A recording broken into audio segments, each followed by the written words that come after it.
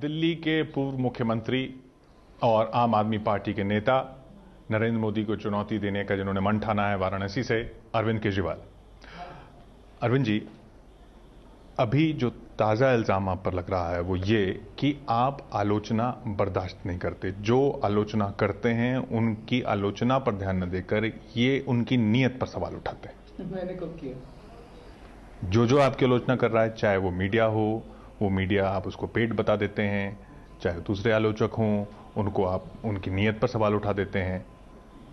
Media की बात कर लेते हैं, फिर दूसरे जो आलोचक हैं उनके नाम बता देना, मैं बता दूंगा कि क्या। चलिए पहले मीडिया की बात कर लीजिए। मीडिया के बारे में मैंने ये कहा था कि पिछले 1 साल से इस देश के अंदर एक बहुत बड़ा राजनीतिक षड्यंत्र चल रहा है।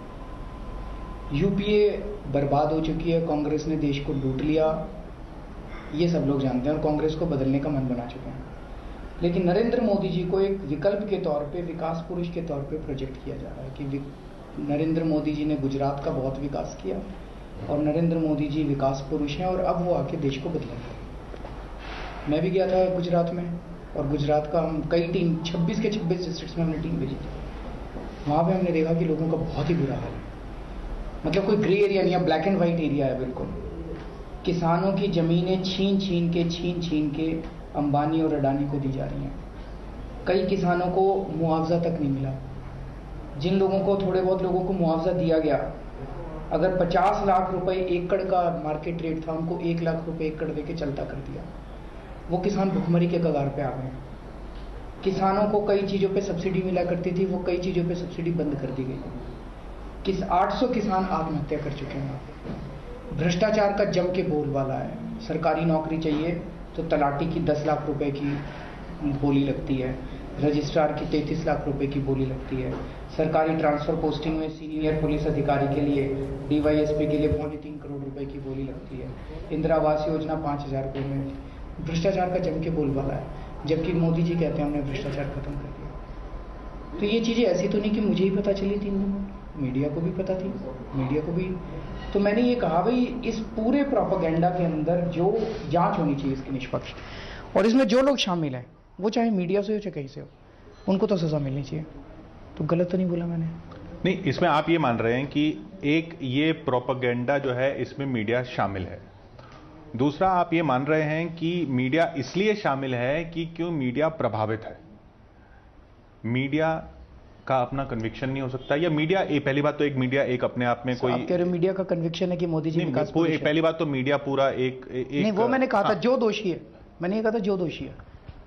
मैंने कहा जब मैं भाई, अगर मोदी जी सच बोल रहे होते, जैसे मैं बहुत सारी सभाओं में पूछता हूं भाई गुजरात से कौन कौन प्रभावित है, गुजरात कितना, सारे कहते हैं जी बड़ा अच्छा गुजरात है, विकास हो गया। मैं पूछता हूँ गए थे गुजरात? ना जी नहीं गए। तो कैसे पता चला? कहते जी मीडिया ने बताया था कि गुजरात में बड़ा विकास हो गया। मीडिया में ये भी तो हकीकत है कि मीडिया ने जो भी सवाल उठाए, मीडिया, पहली बात तो मैं मीडिया की तरफ से नहीं बोलूंगा या मीडिया को एक मान के नहीं बोलूंगा। अलग अलग व्हीकल्स हैं, अलग अलग चैनल हैं, हर एक का अपना रुख होता है, हर पत्रकार का अपना रुख होता है, अपनी समझ होती है। विधानसभा चुनाव में भी ये सवाल उठे, किसानों के सवाल उठे, लेकिन यह भी हकीकत है कि जनसमर्थन मिला नरेंद्र मोदी की सरकार को, तभी तो वो तीसरी बार भी विजयी हुए। ये भी तो हकीकत है। नहीं, वो मैं बता देता हूँ, उसका जवाब बता देता हूँ। मैंने बार बार लोगों से ये पूछा, मैंने छोटी छोटी कई सभाएं की गुजरात के अंदर। मैंने कहा भाई तुम सारे कह रहे हो इतने दुखी हो, सारे कह रहे हो इतने दुखी हो, तो फिर क्यों बार बार वोट देते हो मोदी जी को? फिर क्यों नहीं हराते? मैंने पूछा भाई तुम्हारा एमएलए कौन है? जी बीजेपी का है। फिर क्यों दिया था उसको वोट? लोगों ने बताया जी वहां पे ऑपोजिशन नाम की चीज नहीं है, कांग्रेस बिल्कुल खत्म हो चुकी है, और कांग्रेस तो और भी ज्यादा बर्बाद है, कांग्रेस से नफरत है लोगों को। नहीं, ये तो हकीकत हो सकती है, लेकिन है। अगर आपका ये आरोप है कि मीडिया में जानबूझ के, अच्छा, मेरा आरोप नहीं है केवल, आप ये तो मानेंगे आज बहुत सारे सीनियर पत्रकार, आप ही की कम्युनिटी के लोग इस बात को मानते हैं कि पेड मीडिया इस देश में एग्जिस्ट करता है। इस बात को तो मानना पड़ेगा। लेकिन जो सारे नहीं है, लेकिन कुछ हैं, गंदी मछली है ना? वो किस में नहीं है? हर जगह है। वो आपकी पार्टी में नहीं है क्या? नहीं सर, सब जैसे सब जगह है। हम अपनी पार्टी में जो भी गलत होता है उसको निकाल देते हैं। जैसे एक कैंडिडेट की टिकट कैंसिल की, जैसे परंजय गुहा ठाकुर था, उन्होंने एक पेड मीडिया की रिपोर्ट करी थी 2 साल पहले, पिछले चुनाव के पहले। उन्होंने कहा था कि फलाने नाम ले लेके उन्होंने कहा था कि क्या हुआ उसका, किसी का लाइसेंस रद्द हुआ। कुछ हुआ? कुछ भी नहीं हुआ। इसका मतलब आप ये मान रहे हैं कि जो नरेंद्र मोदी के पक्ष में अगर कोई खबर आ रही है या कोई ऐसी खबर आ रही है, स्क्रूटनी करो उसकी। हाँ, नरेंद्र मोदी जी ने कहा 11% एग्रीकल्चरल ग्रोथ रेट हुआ। ये तो मैं अभी 5 मिनट में आप अपनी टीम को बोल दीजिए, गुजरात वेबसाइट की वो वेबसाइट से डाउनलोड कर लेंगे, -1.18% एग्रीकल्चरल ग्रोथ रेट है। क्या ये क्यों नहीं बताया मीडिया ने? बताओ। आप कैसे मान रहे हैं कि नहीं बताया? मैं नहीं बताया, मैंने तो देखा आपने देखिए, मैं पहले भी ऐसा हुआ, हाँ। पहले भी ऐसा हो चुका है। एक पिछले इंटरव्यू में, बहुत पहले की बात है, जब आपने रॉबर्ट वाड्रा का मामला उठाया था, तब भी आपने हमारे चैनल पर भी ये बोला था कि आपकी हिम्मत नहीं है उठाने की, जबकि वो हम उसे 1 साल पहले उठा चुके थे, वो खबर दिखा चुके थे। तो जरूरी तो नहीं कि हर चीज आपने मैं आपको बताता हूँ छोटी सी चीज।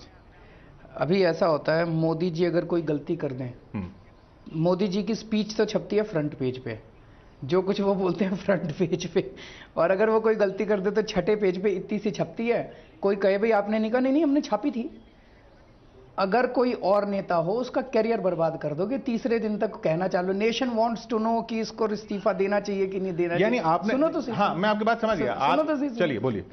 कि उसका स्नूप गेट हुआ, स्नूप गेट पे कोई और नेता होता, उसका पूरा करियर बर्बाद कर दिया गया होता।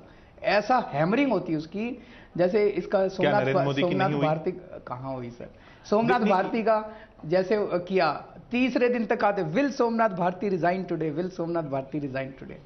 तो एक चलाते हैं, will Narendra Modi resign today, will Narendra Modi resign today. नहीं, आप जो आप कह रहे हैं, मेरा सवाल सिर्फ इतना है कि ये सिर्फ कन्विक्शन की वजह से नहीं हो सकता।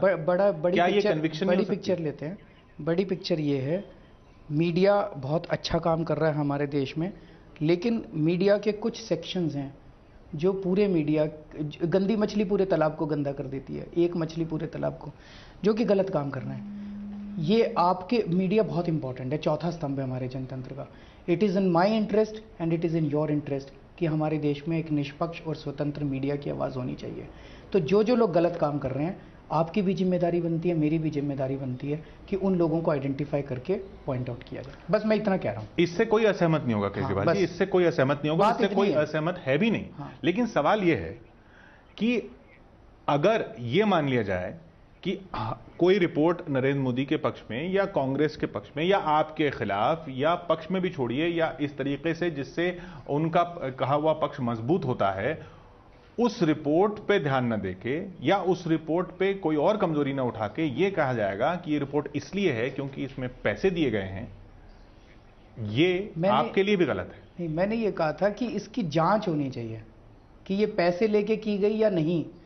आप ये मानेंगे दैट पेड मीडिया एक इस नहीं, देश आपने में, ये भी कहा कि आपने ये भी कहा कि इतना करोड़ एडवर्टाइजमेंट पे आ रहा है, आप ये मानते हुए कि उस एडवर्टाइजमेंट का एडिटोरियल पॉलिसी पे असर पड़ता है। मैंने कहा भी जांच होनी चाहिए। जैसे अब ये बीजेपी वाले कह रहे हैं कि भाई 400 करोड़ रुपए का उनका पीआर का बजट है।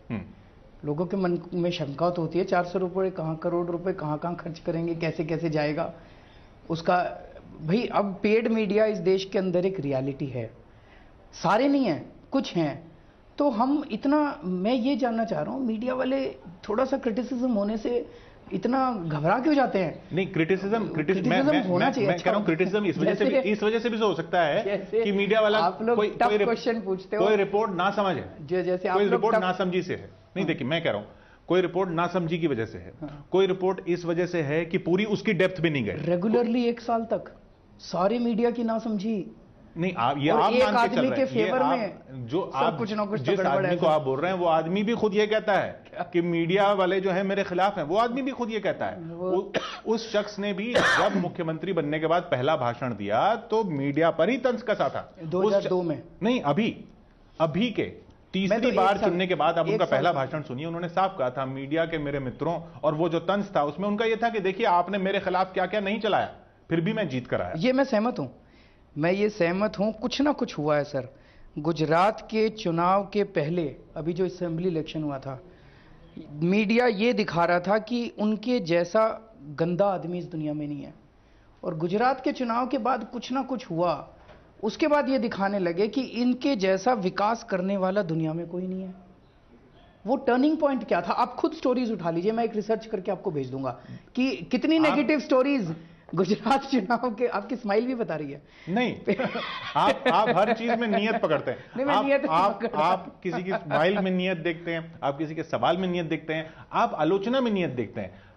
आपसे भी यही सवाल पूछा तो क्या था नागपुर में कि क्या हुआ जो आप जब तक मुख्यमंत्री थे आपके तारीफ में रिपोर्ट्स आ रही थी, और क्या उसके बाद क्या हो गया? तो आपने सीधा बोला कि ये लोग, इन लोगों को जेल भेज देना चाहिए, इन लोगों ने पैसे खाए हुए। आपने बोला कि नहीं बोला? मैंने ये बोला भाई जांच होनी चाहिए, जांच में जो दोषी पाए जाए। आपने ये नहीं बोला। मैंने बोला सर आप पूरी क्लिप देखिए। हाँ, पूरी क्लिप देखी मैंने। लेकिन आपने उसका, आपका पूरा भाव यही था कि ये मीडिया वालों ने पैसे खाए हुए हैं और सबको जेल भेजना चाहिए। आपने बोला नहीं बोला? ऐसा नहीं बोला।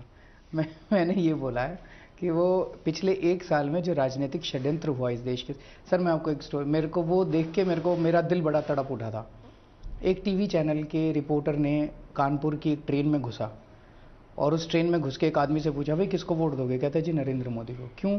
कहता है जी मैं किसान हूं और नरेंद्र मोदी जी किसानों के मसीहा हैं। तब मुझे लगा यार इस आदमी के साथ तो मीडिया ने बड़ा अन्याय किया। वो आदमी कभी गुजरात, क्योंकि आप नहीं मानते किसानों के मसीहा। सुनिए मेरी बात, आप नहीं मानते क्योंकि किसानों के, आप मानते हो? मेरे मानने न मानने से फर्क नहीं पड़ता। मेरे मानने या मानने से फर्क नहीं पड़ता। लेकिन अगर मेरी बात सुनिए, आप नहीं, आप फिर मैं पूछ रहा हूं पे जा रहे हैं। मैं ये कह रहा हूं अगर किसी से जाके ये सवाल पूछा जाए कि साहब बनारस में पूछा जाए कि आप अरविंद केजरीवाल को वोट क्यों देंगे, और वो कहें क्योंकि वो इस देश के सबसे ईमानदार आदमी हैं, और पूछने वाला या देखने वाला उस बात से सहमत ना हो, तो उसको क्या उस तरह से रोना आना चाहिए जैसा आपको रोना आ रहा है? मेरे को रोना कहा रहा है, मैं तो हंस रहा हूं, रो तो आप रहे हैं। नहीं, आपने कहा कि मुझे बहुत दुख हुआ। वो दुख उनको भी हो सकता है जो आपसे सहमत नहीं है। सुनो तो असहमति होना। अगर 800 किसानों ने गुजरात में आत्महत्या कर ली जी, किसानों की सब्सिडी बंद कर दी, किसानों को अपनी फसलों के दाम नहीं मिल रहे, किसानों की जमीनें छीन के अगर अडानी और अंबानी को दे दी और वो भुखमरी के कगार पे आ गए, ऐसा आदमी सर किसानों का मसीहा कैसे हो सकता है? देखिए ये कुछ ना कुछ तो गड़बड़ है। आप देखिए, ये आपके आरोप हैं, आप वहां चुनाव लड़ रहे हैं, आप वहां चुनाव लड़ रहे हैं। अगर आपके आरोपों को समर्थन मिलेगा तो जनता आपके साथ जाएगी। आपका कहना है कि कांग्रेस ने इन आरोपों को उस तरह से रखा नहीं, या कांग्रेस ने विपक्ष पुरजोर दिया नहीं, इसलिए कांग्रेस को समर्थन नहीं मिला। उसका इम्तिहान तो चुनाव में हो ही जाना है। मेरा सिर्फ इतना सवाल है इंटॉलरेंस सवाल, आप आलोचना बर्दाश्त न करने का। ऐसा कौन सी आपकी रिपोर्ट, आपको ऐसी कौन सा ऐसा शख्स जो पूरी तरह से आपसे असहमत है और पूरी तरह मोदी या राहुल गांधी से सहमत है, उसकी आलोचना आपको सही लगती है कि हाँ ये बात सही है? सर आप एक शख्स का नाम बता दो जो पूरी तरह से मोदी और राहुल से सहमत है। मैं कह रहा हूं कि आपसे नहीं आपको आप हाइपोथेटिकल क्वेश्चन नहीं, हाइपोथेटिकल क्योंकि मैं कैसे जवाब दूं उसका? हाइपोथेटिकल इसलिए क्योंकि हर आलोचना पर आपकी तरफ से यही जवाब आता है, चाहे आपके पार्टी के भीतर की बात हो। एक चीज चाहे आपके पार्टी के भीतर की बात हो। अगर आलोचना से मुझे परहेज होता तो मैं आप लोगों के पास इंटरव्यू में प्रश्न के जवाब देने क्यों आता? इतनी बार आता हूं ना मैं, आप लोगों के सख्त से सख्त टफेस्ट क्वेश्चंस के मैं जवाब देता हूं। और फिर कह देते हैं पेड़ हैं, फिर कह देते हैं लोग पेड़ हैं। नहीं, अगर पेड़ करोगे तो कहूंगा, नहीं करोगे तो नहीं कहूंगा। अगर अच्छा काम करोगे तो भाई आपकी आलोचना नहीं होनी चाहिए, बाकी सारी बिल्कुल आलोचना होनी चाहिए, बिल्कुल आलोचना होनी चाहिए, लेकिन आलोचना से किसी को परहेज बात तो पूरी कर लेने दो। जी बोलिए। मेरे को बात तो पूरी कर लेना। मैं ये कहने की कोशिश कर रहा हूं कि जैसे आप हमसे टफ क्वेश्चन पूछते हैं, sir 2-4 tough question Modi ji से भी पूछिए। इस देश का आदमी पूछना चाहता है, बहुत मन भरा पड़ा है लोगों का कि यार हम भी पूछें, जरा हमारे साथ बैठे वो, जरा राहुल गांधी जी से भी पूछिए। वो तो सवालों के, अभी तो चुनाव नहीं हुए सर, चुनाव के पहले तो नेता जनता के बीच में घूमते हैं, हाथ जोड़ते हैं, जो झूठे ही हाथ जोड़े, हाथ जोड़ते हुए वोट मांगते हुए घूमते हैं। ये लोग आते हैं हेलीकॉप्टर से आते हैं स्टेज पे और हेलीकॉप्टर से चले जाते हैं। हम कहते हैं जी हमारे साथ बैठो, चाय पानी पियो। आपका आरोप यह है कि इन लोगों से टफ क्वेश्चन नहीं पूछे जा रहे। दूसरा आपका आरोप यह है कि इसलिए नहीं पूछे जा रहे क्योंकि प्रभावित हैं, पेड़ हैं। मैंने तो कहा नहीं सर, अब आप कह रहे हो। नहीं, और क्या आ रहा हूं? मैंने तो कहा उनसे भी पूछो आप। मैंने नहीं, आपने कैसे मान लिया उनसे नहीं पूछे जा रहे? मैंने तो देखा नहीं सर, टीवी में आपके चैनल में आया था मोदी जी की। नहीं देखिए, सवाल पूछने के बहुत तरीके होते हैं। उनके आलोचना में जो रिपोर्ट्स होती हैं वो पेश करना। अभी सर एक इंटरव्यू भी तो कर लो उनसे 1-to-1। देखिए, इंटरव्यू देना है ना देना वो आप मोदी जी से पूछिए। हम आपसे, वो आपने भी बहुत दिनों तक नहीं दिया था। मैं तो दे रहा हूं सर। नहीं, आपने बहुत दिनों तक नहीं दिया था। सारे चैनल को दे रहा हूं। नहीं, ये हर हफ्ते कहीं ना कहीं मैं इंटरव्यू देता हूं सर। मैं ये मानता हूं आपका मीडिया के प्रश्न में मैं ये मीडिया के आप नहीं दे रहे, या ये आपका अधिकार है, ये आपका अधिकार है, और वो उनका अधिकार है। सर पब्लिक लाइफ में ये अधिकार नहीं होता, पब्लिक लाइफ में ये ड्यूटी होती है। अगर कोई व्यक्ति जनतंत्र के अंदर पब्लिक पोजीशन के लिए इलेक्शन लड़ रहा है या कुछ कर रहा है, it is his duty to respond to the people, it is his duty, उसको जवाब देने चाहिए। क्यों नहीं देगा वो जवाब? जो लोग जवाब देने से बच रहे हैं वो गड़बड़ कर रहे हैं। जैसे आज जनता के मन में, सारी जनता के मन में चल रहा है भाई मोदी जी 2 सीट से क्यों लड़ रहे हैं। आज सवेरे से आप लोग भी चल रहा है मोदी जी 2 सीट से क्यों लड़ रहे हैं, जवाब देना चाहिए। नहीं चला रहे हैं ना, चला रहे हैं ना, क्यों लड़ रहे हैं? हम नहीं सभी चला रहे हैं कि नहीं चला रहे? बड़ा अच्छा काम कर रहे हो, मैंने तारीफ की ना अभी आपकी। देखिए सवाल ये है, मैंने तो कहा कि आप चला रहे हो। मैं आपको मैं ये सवाल क्यों उठा, ये सबसे पहला लोगों मतलब खासकर पत्रकारों में ये सवाल वो दिखाना जरा। एक सवाल ये क्यों गया, जब आपके पार्टी के पुराने मित्र बिन्नी साहब ने कुछ पत्रकारों से कहा कि वो प्रेस कॉन्फ्रेंस करने वाले हैं और साफ था कि वो नाराज हैं। उसके बाद वो पलट गए, उस रात वो पलट गए। उस रात भी आपकी पार्टी की तरफ से यही आया कि मीडिया सेंसेशनलाइज करता है जी, मीडिया को पता नहीं। आपने खुद ने बोला कि पता नहीं कहां से खबर लग गई, ये पता नहीं क्या हुआ, ऐसा तो कुछ है ही नहीं, आप लोग बस जो खबर है नहीं ये मैं नहीं कह रहा, उसको खबर बना रहे हैं। ये जरा सा दिखाइए, ये है नेकेड बायस थ्रेटन्स मीडियाज क्रेडिबिलिटी। ये देश के 15 सबसे बड़े पत्रकारों ने आज ओपन लेटर पूरे मीडिया को लिखा है। देखिए सर मैं नहीं कह रहा, मैं ये कहने की कोशिश कर रहा हूं, अगर देश में कुछ समस्या है उस समस्या को हम और आप एक्सेप्ट कर लें, मतलब शब्दों में ना जाएं अब कि अरविंद जी आपने यही शब्द बोला था, वही शब्द बोला था, मैं नहीं, हम दोनों अब ये मान लें कि इस देश में एक समस्या है। जैसे इस देश में कुछ जज पैसे लेके ऑर्डर पास करते हैं, उनको सजा मिलनी चाहिए। कुछ जज जो भी करता है, इस देश में कुछ नेता पैसे लेके अगर काम करते हैं उनको सजा मिलनी चाहिए। इस देश के अंदर कुछ विधायक अगर पैसे लेके काम करते हैं उनको उसी तरह से चौथा स्तंभ जो है मीडिया है। इससे कोई इनकार नहीं कर रहा, बस इतना ही तो मैं कह रहा हूं, इससे कोई इनकार नहीं कर रहा। ये भी यही कह रहे हैं सर, ये भी यही कह रहे हैं। लेकिन जब आप रैली में खड़े होकर बोलते हैं कि इस मीडिया को मैं दिखा दूंगा, मैंने कब कहा दिखा दूंगा? अरे आपने बोला। अरे सर ऐसी लैंग्वेज में कभी भाषा यूज नहीं करता, दिखा दूंगा। अरविंद जी आपकी भाषा में तो और भी कई सवाल बनते हैं। मैं उस सवाल पे लौटूंगा। बिन्नी ने जिस रात रिवोल्ट किया, विद्रोह किया, पहले जो आया मीडिया वालों ने रिपोर्ट किया, आपने खुद, आपकी पार्टी के बाकी नेताओं ने कि मीडिया मनगढ़ंत चला रहा है, मीडिया ये सेंसेशनलाइज कर रहा है, ऐसा कुछ है नहीं, हम तो खीर खाने गए थे। अगर बिन्नी साहब बाद में खुल के नहीं आते तो ये मीडिया पर ही इल्जाम लगा के आप लोग चले जाते। आपने अपनी पार्टी के अंदर जो हो रहा था उसको छुपाने की कोशिश की, जैसे दूसरे लोग छुपाने की कोशिश करते हैं। इसमें कुछ गलत भी नहीं है। गलत सिर्फ इस लिहाज से है कि आप ये मानते हैं कि नहीं हमारी पार्टी में ऐसा नहीं होता। आपने तब भी ऐसा कहा था भाई, बिन्नी नाराज था जी, लेकिन तब नहीं माना ना आपने। उन्होंने समझाने की कोशिश की थी जी, वो थोड़ी देर समझा जी, फिर भी उसकी महत्वाकांक्षा पूरी नहीं हुई। वो फिर बोला, मेरे पहले बोला मंत्री पद दे दो, फिर बोला एमपी की टिकट दे दो। अब वो हम दे नहीं सकते थे तो चला गया छोड़ के। लेकिन दोष मीडिया को दिया था ना उस रात? नहीं, हमने मीडिया को क्या दोष दिया? दोष दिया उस रात यही कहा गया था कि मीडिया ने मनगढ़ंत खबरें चलाई हैं, मीडिया ये बीजेपी के इशारे पे काम कर रहा है। ऐसा किसी ने ऐसा भी कहा था? ऐसा भी कहा था? ऐसा मेरे को तो याद नहीं आ रहा सर। ऐसे अच्छा, आपने क्या कहा था? मेरे से किसी ने पूछा था, मैंने कहा भी मुझे तो पता नहीं ऐसा कुछ बिन्नी के उसमें, बिकॉज रात को हुआ था ये सब, मेरी नजर में नहीं था। अगले दिन सुबह आपने कहा था कि पता नहीं मीडिया में ही आ रहा है, ऐसा तो कुछ है नहीं। अच्छा सर छोड़िए बिन्नी नहीं, मैं छोड़ू, मैं इसलिए मैं बड़ी चीजों पे आता है सर, देश की बात करते हैं। बड़ी चीज ये कि आपने भी वैसा ही जवाब दिया जैसे दूसरी पार्टी वाले देते हैं। फिर आप कैसे उम्मीद करते हैं कि हम आपको बाकी पार्टियों से अलग ट्रीट करें? आप मत मानिए ना सर बाकी पार्टियों से अलग, जनता मान रही है। नहीं, जनता देख रही है, ईमानदार लोग हैं। मैं वही तो यही ये पैसे नहीं खाते, मैंने ये देश की सेवा करते हैं। आपसे ये कहा कि वही मुख्यमंत्री पद का लालच नहीं है। अगर ये लोकपाल बिल पास नहीं हो तो मुख्यमंत्री पद भी छोड़ देते हैं। असूलों की राजनीति जनता देख रही है सर, जनता कहती है जी बहुत अच्छा काम कर रहे हो आप। आपने जनता में जो आपको रिस्पांस मिला होगा उसको आप बता रहे हैं, हमको भी जनता में जो रिस्पांस मिलता है हम भी दिखाते हैं, और वो जरूरी नहीं है ना। आप शायद मेरे मीडिया के ऊपर प्रश्न उठाने से ज्यादा नाराज हो गए हैं। नहीं लग रहा है। नहीं, मीडिया पे प्रश्न उठाने नहीं, फिर आप नियत पे गए, आप फिर सवाल पे नियत पे गए। सवाल ये है कि आप आलोचना बर्दाश्त नहीं करते। मैं तो करता रहा हूं, मैं प्रश्न उठाता हूं तो आप कहते हो बर्दाश्त।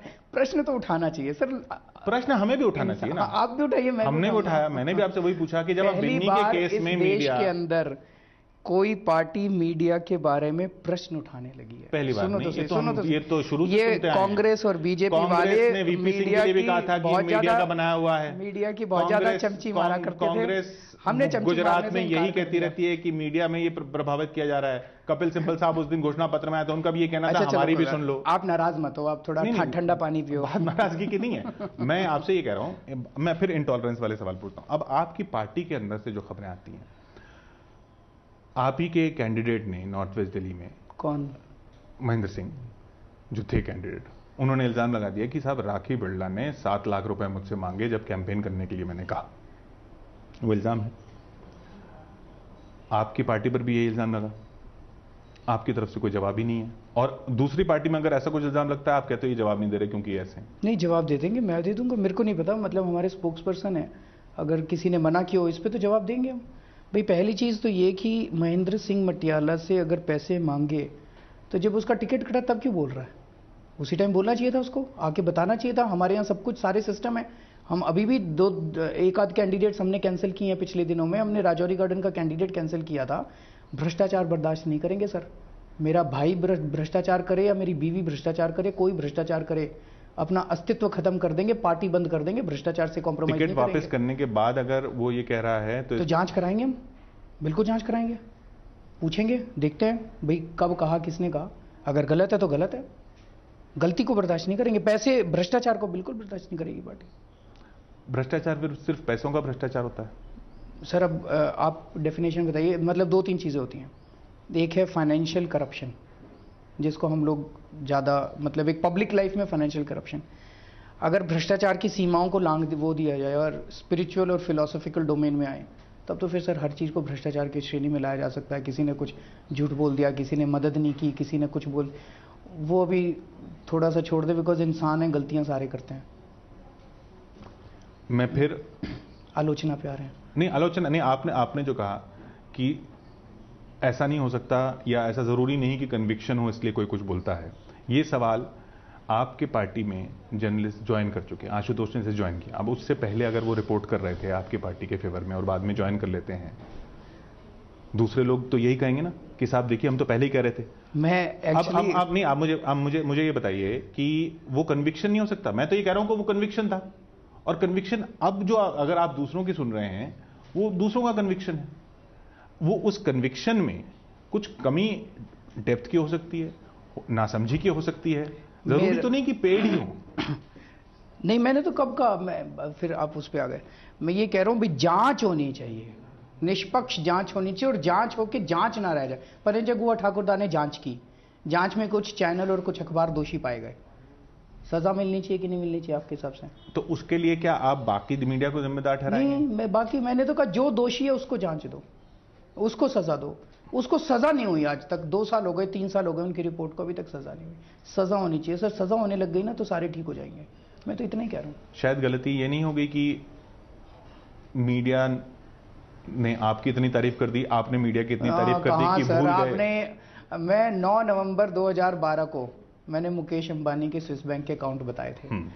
तब से लेके सितंबर 2013 तक मीडिया ने में कंप्लीट ब्लैकआउट किया था। अगर आपका ये मानना है कि ब्लैकआउट किया था तो फिर शुरू कैसे हुआ? मैं बताता हूँ ना।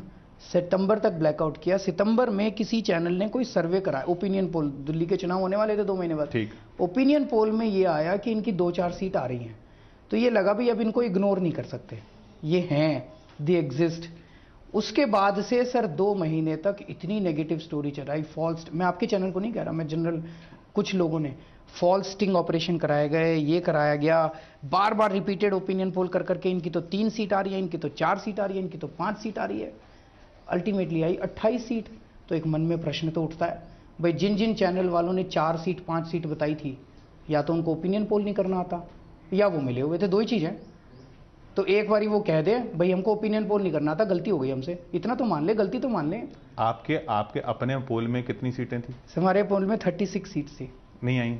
हाँ नहीं, 36 में बता देता हूँ उसका कारण है हमारी एग्जैक्ट। शुरू तो 57 से हुआ था कुछ। नहीं, वो तो मैं बोला करता था, मैं 50 सीट, 47 सीट बोला। आप ऐसे ही बोला करते थे जैसे दूसरे लोग प्रोपेगेंडा करते हैं। मेरी अपनी पॉलिटिकल असेसमेंट थी भाई, एक पॉलिटिकल असेसमेंट होती है, मैंने सीटों का आकलन किया था, कैंडिडेट्स का आकलन किया था, मेरी अपनी ये वाले नहीं, मैं सुनो तो सही, हाँ, सुनो तो सही।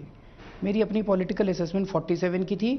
योगेंद्र यादव जी ने वो कहा किया था वो 36 to 42 था। ठीक है, 28 सीट और 36 सीट में फिर भी थोड़ा सा पास है। 4 में और 28 में तो सर कुछ ना कुछ गड़बड़ है। तो फिर या तो ये चैनल वाले ये मान लें, मैंने कहा भाई दो ही चीज है, भाई हमारे सर्वे में गलतियां थी, हमें सर्वे नहीं करना आता, और या ये मान लें कि भाई कुछ मिले हुए तो कुछ गड़बड़ थी। कुछ तो जनता पूछती है सर, जनता के मन में प्रश्न उठते हैं, हम प्रश्न उठाते हैं तो कहते हैं आप जनता नहीं करते हो। अब आप पार्टी हैं। देखिए रामलीला मैदान में आप अपने आप को जनता फिर भी कह सकते थे, सर अब आप पॉलिटिकल पार्टी हैं। पर हम भी तो प्रश्न पूछ सकते हैं ना कांग्रेस सर। को कितनी सीटें दी थी उत्तर प्रदेश में, किस ओपिनियन पोल ने? हम भी तो उत्तर प्रदेश के पोल कितनी बार सही बैठे हैं? आप योगेंद्र यादव जी से ही पूछ लीजिए, उनके कितने पोल गलत बैठे हैं। जब उनके पोल गलत बैठे तो नहीं, अब हम प्रश्न ये पूछ रहे थे, आपका प्रश्न ये था कि भाई मीडिया जब आपकी तारीफ करता है, मैं ये कहने की कोशिश कर रहा हूँ सर, बहुत ही गिने चुने भगवान की दया से किस्मत से वो मोमेंट्स आते हैं जब आप लोग हमारी तारीफ करते हो, नहीं तो आप हमारी इतनी बुराई करते हो इतनी, फिर भी हम आपके सामने हाथ ही जोड़ते हैं सर। आप ये मान के चल रहे हैं कि आपको खास टारगेट बना। खैर इस प्रश्न से आगे बढ़ते हैं। आपने पॉलिटिकल असेसमेंट की क्योंकि बात की, हाँ। ये अभी 100 सीटों वाला आपका पॉलिटिकल असेसमेंट है? मेरा पॉलिटिकल असेसमेंट है। क्यों मानते हैं? ये ओपिनियन पोल नहीं है सर। मैं घूम रहा हूँ ना देश में घूमते हुए एक सेंस आती है कि क्या माहौल है, क्या है, और थोड़ा सा अपनी असेसमेंट, मेरा अपना असेसमेंट है। जनता मानती है नहीं मानती है उनका मर्जी है। आप वाराणसी से चुनाव लड़ेंगे? हाँ जी। नहीं, मैं लड़ूंगा कि नहीं लड़ूंगा मैं भी जा रहा हूँ जनता से पूछने, वाराणसी की जनता से पूछने जा रहा हूँ। दिल्ली की जनता जिन्होंने आपको वोट दिया उनसे पूछा कि अब मैं आपका एमएलए नहीं रहूंगा, वहां रहूंगा?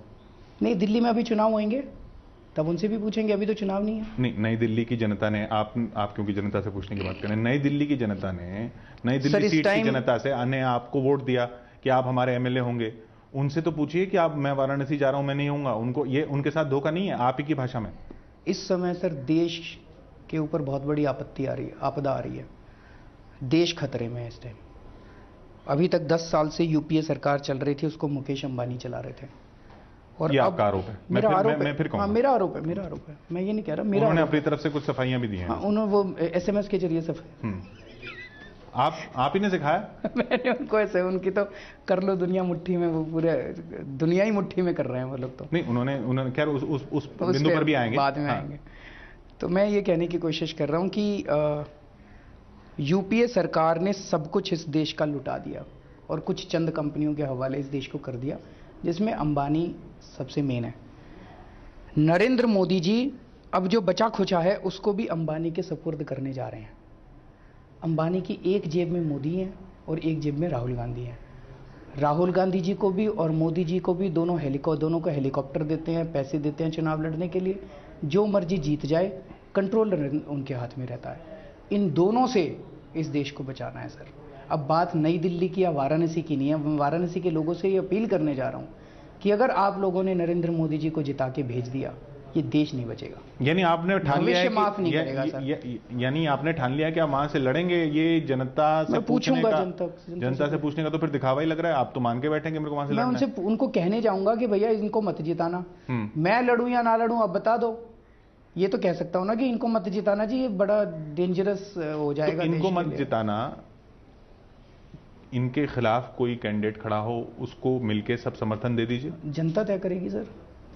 ये भी मुमकिन है आप कह रहे हैं? जनता तय करेगी। जनता कहेगी केजरीवाल जी आप लड़िए तो मैं लड़ जाऊंगा, कहेंगे जी अच्छा इनको नहीं जिताएंगे, इसको जिता लेंगे तो उसको जिता लेंगे।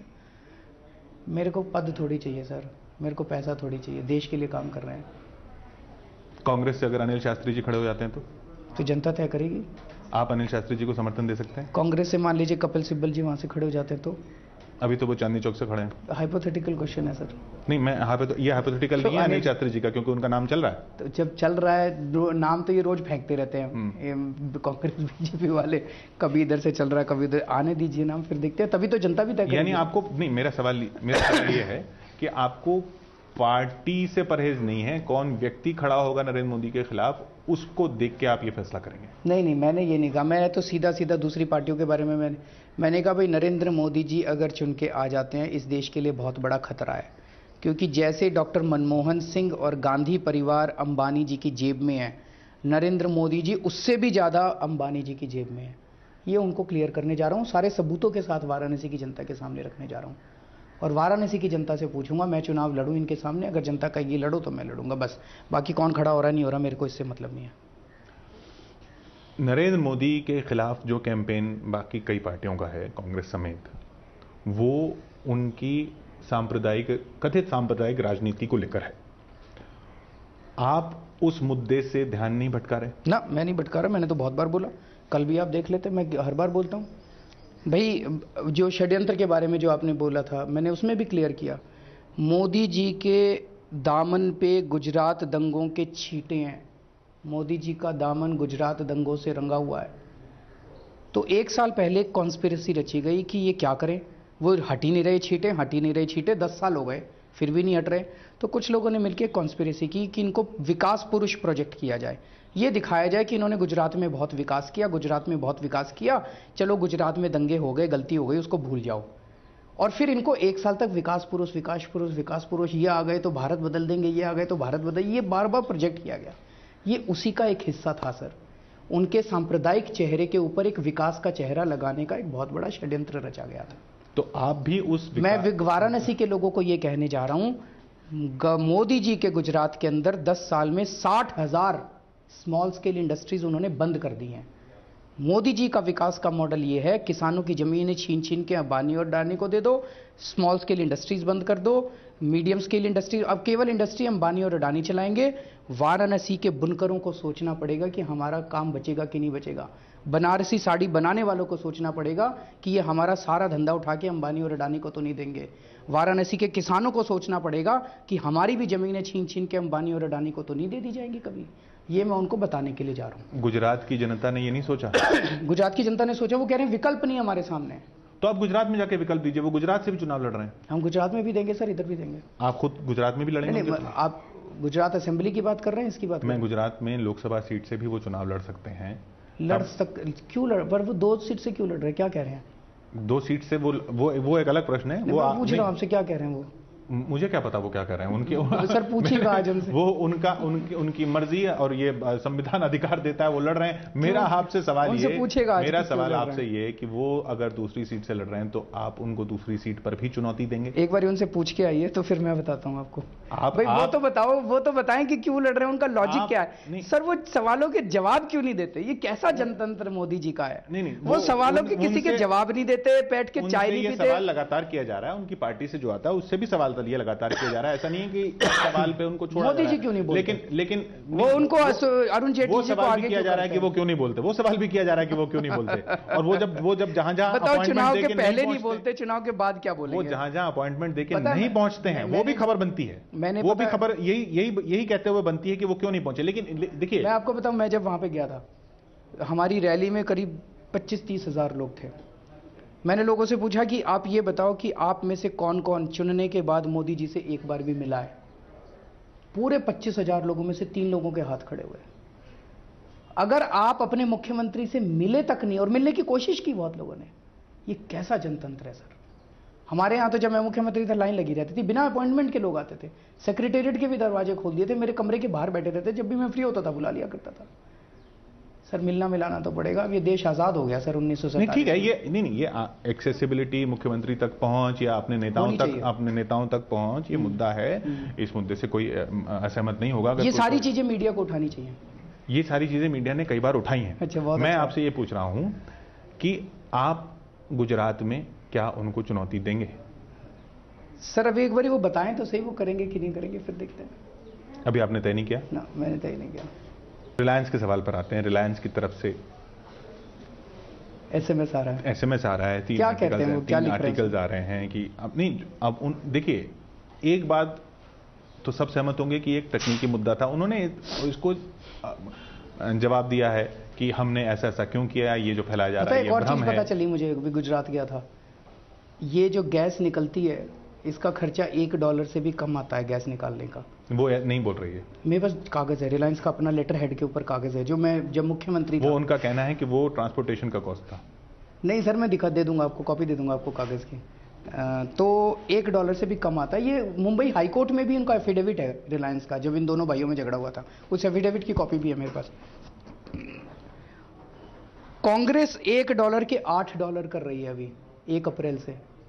आपको याद है मैंने चिट्ठी लिखी थी एक कमेटी के फैसले के बाद? हाँ, कमेटी के फैसले, जो मर्जी कमेटी तो जो अपनी बिठा लेते हैं सर, जो मर्जी। जयपाल रेड्डी ने कमेटी बिठाई थी, जिसने मर्जी बिठाई थी सर। जो $1 की चीज के $8 कांग्रेस दे रही है चुनाव के जस्ट पहले। कुछ ना कुछ तो हुआ होगा, इनकी सेटिंग तो कुछ हुई होगी। अब महंगाई बहुत हो जाए, मैंने चिट्ठी लिखी मोदी जी को भी, अगर आप मुख्यमंत्री प्रधानमंत्री बन गए तो आप कितने पैसे दोगे? उनका जवाब नहीं आया। मैं सोचा था क्यों नहीं जवाब दिया। अभी मैं जब गुजरात गया, गुजरात सरकार का एक ऑफिसर मेरे से मिलने आया, कहता है मोदी जी ने केंद्र सरकार को चिट्ठी लिखी है कि $8 नहीं $16 होने चाहिए। बताइए, अगर मोदी जी प्रधानमंत्री बन गए, सारे लोगों की, आपका भी सर घर का खर्चा चलना मुश्किल हो जाएगा। मुझे पता है एबीपी वाले आपको अच्छी तनख्वाह देते हैं, पर आपका भी घर का खर्चा चलना मुश्किल हो जाएगा अगर मोदी जी प्रधानमंत्री बन गए। आपकी गैस महंगी हो जाएगी, आपकी सीएनजी महंगी हो जाएगी, आपके खाने पीने की चीजें महंगी हो जाएगी, बिजली महंगी हो जाएगी, सब कुछ 4 गुना हो जाएगा अगर 5% और सारा पैसा उठ के मुकेश अंबानी उनका कहना 5% बिजली गैस से बनती है, बिजली जो है देश की वो गैस से बनती है। उनका कहना 3% जो है ट्रांसपोर्टेशन गैस से हो रहा है देश का। इसलिए मुकेश अंबानी को उठा के $16 दे दो। इसका नहीं, इसका मतलब ये भी तो नहीं कि अगर एक कमेटी बिठाई गई, एक प्रोसेस के जरिए काम किया गया। क्या कह रही है कमेटी? कमेटी के हिसाब से नहीं दिया गया। कमेटी क्या कह रही है? वो मामला कोर्ट में है। देखिए, कमेटी रंगराजन कमेटी बैठी है या नहीं बैठी? रंगराजन कमेटी ने क्या कहा, मैं आपको बताता हूँ क्या कहा, थोड़ा सा समझिए, श्रोताओं को भी समझने की जरूरत है। नहीं, वो आपका पक्ष आ चुका, मैं आपका पक्ष फिर ले लूंगा और यही ले लूंगा। मैं ये कह रहा हूं कि ये सारा मामला कोर्ट में है। इस पे रिलायंस का कहना कि उनको जानबूझकर कोर्ट में है तो फिर क्यों बढ़ाया इन्होंने? $8 क्यों किया मोइली ने? नहीं, वो कोर्ट में है जो गुरदास दासगुप्ता जी की, जो उनको सूट करे वो कोर्ट में है, और जो जनता को महंगाई तो ये मुद्दा नहीं है वो कोर्ट में नहीं है। ये मुद्दा आप बड़े अजीब लोग हैं। ये मुद्दा आप लेके भाई $1 से $8 देना हो मुकेश अंबानी को तो कोर्ट में नहीं है, और हम कुछ सवाल करें तो कह देंगे कोर्ट में है, बात मत करो।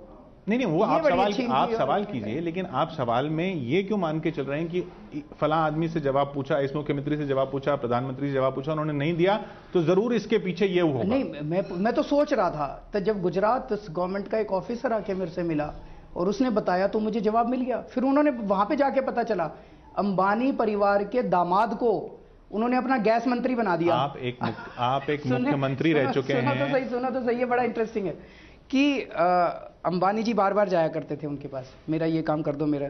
तो मोदी जी ने कहा यार बार बार क्यों आते हो, तुम पूरा मंत्रालय तुम ले लो। तो उनके परिवार के दामाद को उन्होंने मंत्री बना दिया। तो अब अगर मोदी जी देश के प्रधानमंत्री बन जाते हैं तो उनकी कैबिनेट में कौन कौन होगा? देखिए, येडियुरप्पा तो होंगे टेलीकॉम मिनिस्टर, श्री रामुलु होंगे माइनिंग मिनिस्टर, सौरभ पटेल जो कि इनकी दामाद हैं वो हो जाएंगे ऑयल एंड गैस मिनिस्टर, और अमित शाह हो जाएंगे होम मिनिस्टर। अमित शाह वही है जिन्होंने उस औरत का पीछा अपनी आईबी से पीछा करवाया था, तो पता नहीं किस किस औरत का पीछा। सर ये कैबिनेट है, ये ऑल्टरनेटिव दे रहे हैं इस देश को। भाई कौन सा एक मनमोहन सिंह जी की सरकार थी और अब एक ये सरकार आप ऑल्टरनेटिव लेके आ रहे हैं। मैं ये कह रहा हूं कि जो अब आप एक पूर्व मुख्यमंत्री हैं, आप एक पार्टी के नेता हैं, उस पार्टी से बहुत लोगों को उम्मीद है, और बहुत लोगों को उम्मीद है कि आपको जो भी ताकत मिलेगी किसी भी रूप में, चाहे सत्ता पक्ष के रूप में या विपक्ष के रूप में या नेतृत्व के रूप में या जनप्रतिनिधित्व के रूप में, उसका वो भी फायदा उठाएं। तो ऐसा नहीं हो सकता कि लोग आपको जानबूझकर आकर ऐसी बातें बता रहे हों जो आप सुनना चाह रहे हों और आप बोले कि यार देखो मेरे को उसने बताया, फलाने ने बताया, इसने सर मैं कागजों पे यकीन करता हूँ। मैं इनकम टैक्स डिपार्टमेंट में था, इन सारी कंपनियों की असेसमेंट कर रखी है मैंने। मेरे को पता है कि किस कागज पे यकीन करना है, किस कागज पे नहीं करना। आज तक गुजरात के पुलिस अफसर ने आपको आगे बताया, आपने कागज देखे क्या? उसने दिखाया था मेरे को। सुनो तो सही, आज तक हमने जितने खुलासे किए, एक भी खुलासे को, मैं सबसे इंपॉर्टेंट है मुकेश अंबानी जी का स्विस बैंक का अकाउंट। लोग कह रहे हैं आपने, मैंने इनकम टैक्स की फाइल के अंदर वो देखा था। अगर मैंने गलती की होती, आपको लगता है मुकेश अंबानी जी आज मुझको छोड़ देते? 10,000 करोड़ का डिफेमेशन फाइल कर देते। लोग कहते हैं क्या सबूत है? सबसे बड़ा सबूत ये है कि उन्होंने मेरे खिलाफ आज तक कोई एक्शन नहीं लिया।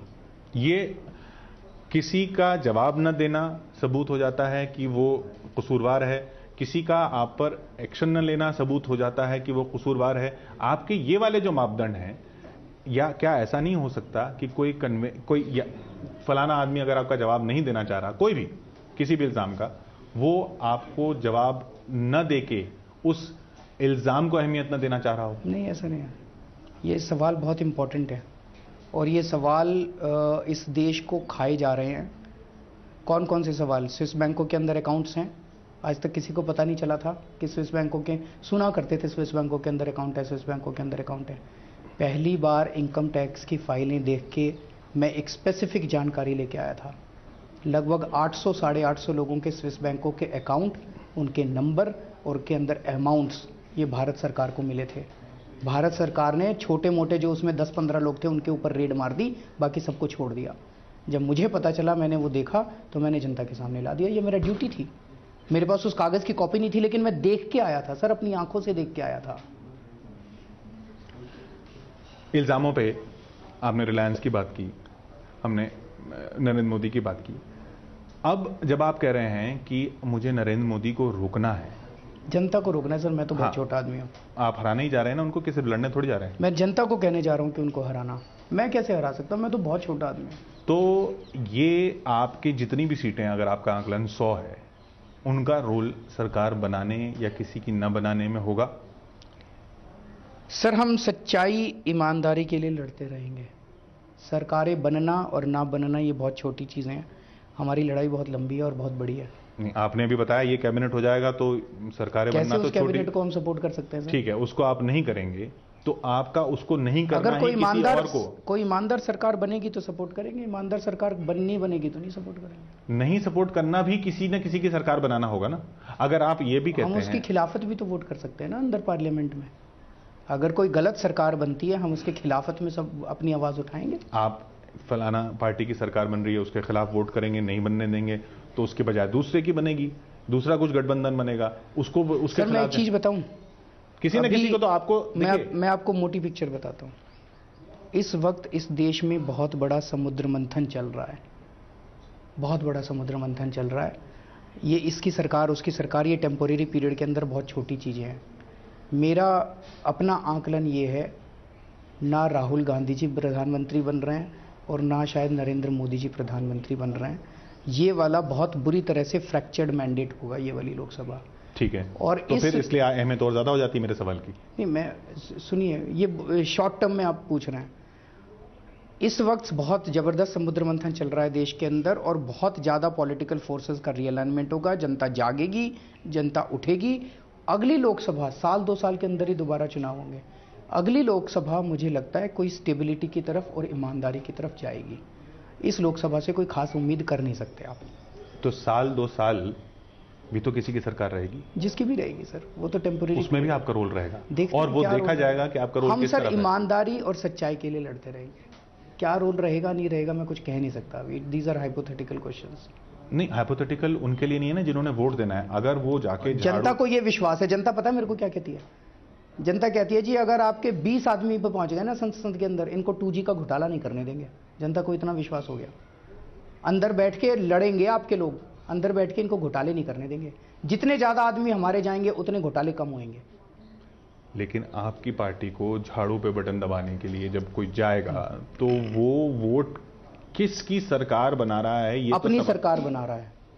अरविंद केजरीवाल की सरकार नहीं बना रहा। सुनिए, अपनी अरविंद केजरीवाल की सरकार नहीं बना रहा, वो आम आदमी पार्टी की नहीं बना रहा, बीजेपी की नहीं बना रहा, कांग्रेस की। जो झाड़ू पे वोट लगाएगा वो एक सच्ची और ईमानदार राजनीति स्थापित करने के लिए इस देश के अंदर वोट डालेगा। ये उसको बड़ा क्लियर है। लेकिन और आप थोड़ा सा इंतजार कीजिए, थोड़ा सा इंतजार कीजिए। जनतंत्र में बड़े बड़े चमत्कार होते हैं। नहीं, लोगों ने कहा था 4 सीट आएगी, 28 सीट आई थी। आप कह रहे हैं लोगों ने कहा था शीला दीक्षित जी हार नहीं सकती, शीला दीक्षित जी हारी थी।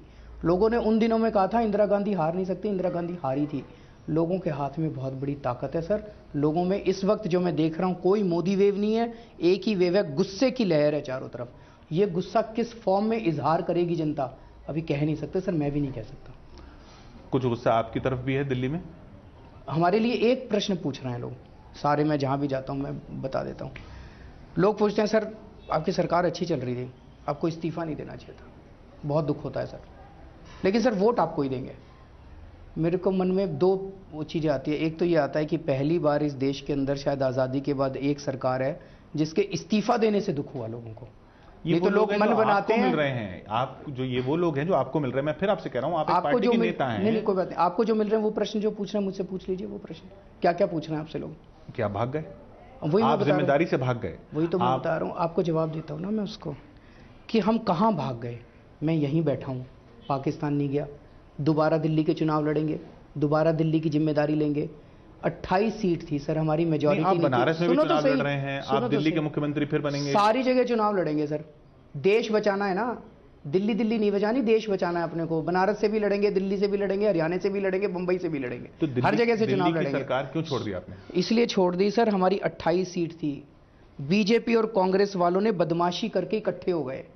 इस बार सुप्रीम कोर्ट ने भी पूछा अपनी हेयरिंग में कि ये बताओ तुम कांग्रेस और बीजेपी वाले अब मिलकर सरकार बनाओगे क्या? जब तुम मिलकर जन लोकपाल बिल गिरा सकते हो तो मिलकर सरकार भी, सुप्रीम कोर्ट की हेयरिंग में जजेस ने पूछा। उस जन लोकपाल बिल को आपने उनको दिखाया भी नहीं, उनका आरोप है। अरे भेजा था, एक दिन पहले भेजा था उनसे, और फिर उस पर चर्चा होनी थी। चलो भेजा तो था, मान लो किसी को नहीं मिला, उसके बाद 2 दिन बाद सुनिए बात नियत पे सवाल उठाते हैं ना, वो भी ये कहते हैं कि जानबूझ के, आप भी कहते हैं बात तो पूरी हो जाने तो आपके प्रश्न था कि भाग गए, मैं उस क्वेश्चन को पूरा कर देता हूं।